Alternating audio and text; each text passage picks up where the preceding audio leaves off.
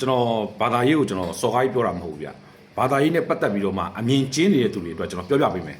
ကျွန်တော်ဟိုတနေ့တုန်းကကျွန်တော်အစ္စလမ်ဘာသာဝင်တွေရဲ့အိတ်နေမှာလူတွေကိုအမဲသားဝေနေတဲ့အရာကိုကျွန်တော်မြင်ပြီးတော့ကျွန်တော် view ရိုက်ပြီးတော့မှကျွန်တော်TikTok မှာကျွန်တော်တင်ခဲ့တယ်ဗျတင်ပြီးတော့မှဒီလိုအခုလိုခစ်ကာလာမှာလူတွေကအစားတလို့ထမင်းတက်တဲ့အတွက်ရုံးကန်နေရတဲ့အချိန်မှာအခုလို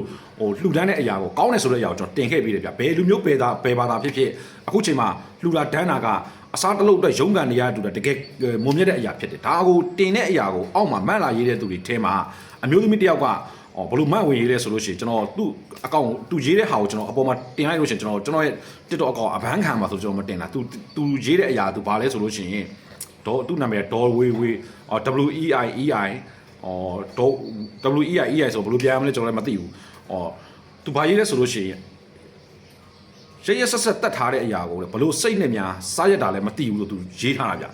ကျွန်တော်အဲ့နေ့ကျွန်တော်တင်ထားတဲ့အရာကိုတော့ကြည့်ကြည့်ပါကျွန်တော်လွန်ခဲ့တဲ့တနင်္ဂနွေနေ့ရလာမှကျွန်တော်9ရက်နေ့ရရှင်းနေကျွန်တော်တင်ထားတယ်သူအဲ့လိုမျိုးရေးတယ်ဗျသူကဒီရဲ့အမဲသားကိုပေါ့နော်ဒီနွားကိုပေါ့နော်ဒီလိုရရဆက်ဆက်တတ်ထားတဲ့အရာကိုဗျာဘလို့စိတ်တက်နဲ့စားလူတွေကစားကြလဲဆိုတဲ့အရာကိုသူကရေးထားတာဗျဒါကိုကျွန်တော်ဘလို့ပြောချင်လဲဆိုတော့ကိုအမြင်ချင်းမြောင်းတဲ့အမျိုးသမီးလို့ကျွန်တော်ပြောချင်တယ်ဗျတကယ်တချို့တွေကလေကိုယ့်ရဲ့ခံယူချက်ကိုယ့်ရဲ့ယုံကြည်ချက်နဲ့မကိုက်ညီတဲ့အရာတွေမှန်သမျှအမှားလို့မြင်တာဟိုကအဲ့ဒါကြီးကအမှားကြီးပဲဗျလူတိုင်းကကိုယ်တိုင်ခံယူထားတဲ့ခံယူချက်က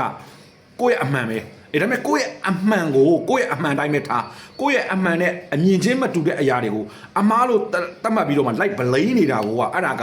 တယောက်နဲ့တယောက်ကတိုက်ခိုက်မှုဖြစ်သွားနိုင်တယ်ဒါကမရေးတဲ့အရာအမြင်ချင်းတဲ့သူတွေရဲ့လုပ်ရပဲဗျကျွန်တော်နောက်တစ်ခုပြောပြမယ်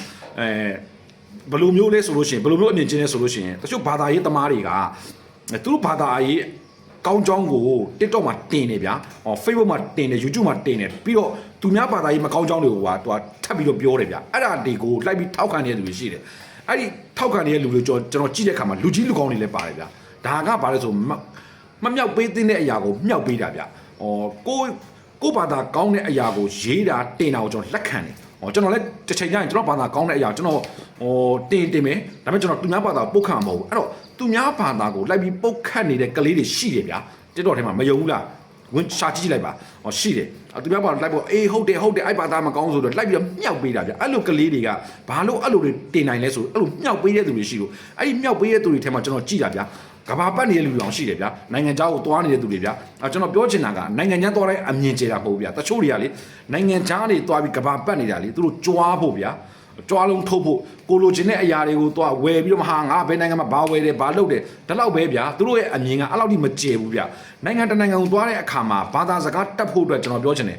သူများနိုင်ငံကိုသွားလေတဲ့အခါမှာအဲ့နိုင်ငံရဲ့ယဉ်ကျေးမှုကချာအဲ့နိုင်ငံကဘာလို့လုပ်တယ်ဘလို့စားတောက်ကြတယ်ဘလို့နေထိုင်ကြတယ်ဆိုတာသိဖို့လိုအပ်တယ်ဘာသာကိုးကွယ်ဆိုတာသိဖို့လိုအပ်တယ်အဲ့ဒီလိုပဲကိုယ့်ရဲ့ပုံစံကိုယ့်ရဲ့စနစ်နဲ့မတူညီတဲ့အရာတွေဘာတွေလုပ်နေလဲဆိုတဲ့အရာကိုစဉ်းစားကြည့်ပါပညာတက်တိုင်းပတ်စံချမ်းသာတိုင်းတချို့တွေကအမြင်မကျေသွားကြဘူးအမြင်အရန်ကျင်းမြောင်းတာအဲ့တော့ကျွန်တော်ပြောချင်တာကဘာသာရေးနဲ့ပတ်သက်ပြီးသူများဘာသာတွေသူတို့ရဲ့ခံယူချက်သူတို့ရဲ့လုပ်ပုံလုပ်နည်းတွေကသူတို့အတွက်အမှန်ပဲအဲ့လိုပဲကိုယ့်ရဲ့လုပ်ပုံလုပ်နည်းကိုယ့်ရဲ့ခံယူချက်တွေကကိုယ့်အတွက်အမှန်ပဲကိုယ့်နဲ့မတူတဲ့အရာတွေကိုမှားတယ်လို့အမြင်ချင်းချင်းနဲ့တွားပြီးမမှန်ပါနဲ့ကျွန်တော်အဲ့ဒါကြီးကြည့်ပြီးကျွန်တော်စိတ်မချမ်းသာဘူးကျွန်တော်လည်းဘာသာရေးနဲ့ပတ်သက်ပြီးကျွန်တော်တင်တဲ့ပို့လို့ကြည့်တယ်ကျွန်တော်ဘယ်ဘာသာမှကျွန်တော်မစော်ကားဘူးဘာလို့မစော်ကားလဲဆိုလို့ရှိရင်လူတိုင်းကဒန်းတူအခွင့်အရေးနဲ့ဒန်းတူအမြင်ကျယ်ခွင့်ဒန်းတူသူ့အတူစိတ်ကြိုက်ကိုးကွယ်ခွင့်ရှိတယ်အဲ့တော့သူများဘာသာကိုမစော်ကားပါနဲ့လို့ကျွန်တော်ပြောပြပေးချင်ပါတယ်နောက်နေ့ဒီမှာကျွန်တော်ဆက်လက်ပြီးတော့တင်ပြပေးသွားမှာအောင်မယ်လို့ကျွန်တော်ရဲ့ page လေးကိုလည်း like and follow လေးလုပ်ပေးကြပါအောင်လို့